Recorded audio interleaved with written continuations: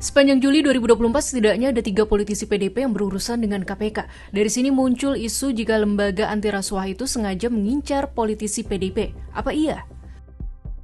Politisi PDIP yang belakangan berurusan dengan KPK yaitu Wali Kota Semarang Heverita Gunaryanti Rahayu terkait dugaan kasus korupsi di lingkungan pemerintah Kota Semarang, Jawa Tengah tahun 2023 hingga 2024.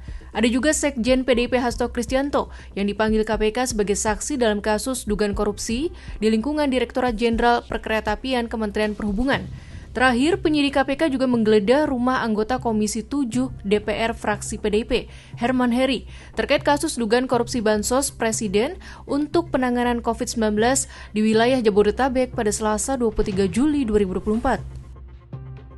Terkait isu KPK mengincar politisi PDIP, Rabu 24 Juli 2024, peneliti Pusat Kajian Anti Korupsi Universitas Gadjah Mada Pukat UGM Zainur Rohman menyebut, jika setelah revisi Undang-Undang KPK, derajat independensi KPK semakin tergerus.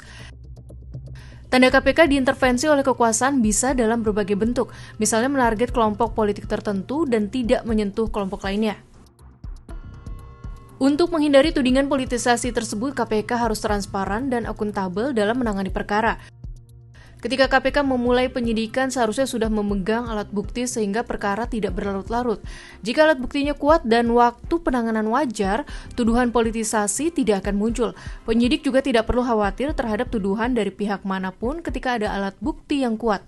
Sebab perkara pidana sangat bergantung pada alat bukti. Yang juga penting, KPK tidak boleh tebang pilih dalam penanganan dugaan kasus. Apabila ada pihak yang merasa ditarget KPK, mereka bisa melawan sesuai aturan hukum yang tersedia. Misalnya melakukan pra-peradilan terhadap penetapan tersangka atau penyitaan. Jika ada pelanggaran kode etik yang dilakukan penyidik, bisa melaporkan ke Dewan Pengawas KPK. Sementara itu, KPK menegaskan jika tidak ada kasus yang ditangani tanpa ada kejelasan. Saat ini penyidik KPK mengumpulkan bukti-bukti untuk dipertanggungjawabkan di persidangan. Karena itu, KPK belum bisa menjelaskan detail perkara yang melibatkan beberapa politisi PDIP tersebut kepada publik. Juru bicara KPK Tessa Mahardika Sugiarto pun menampik jika institusi anti rasuah membidik politisi dari kelompok tertentu.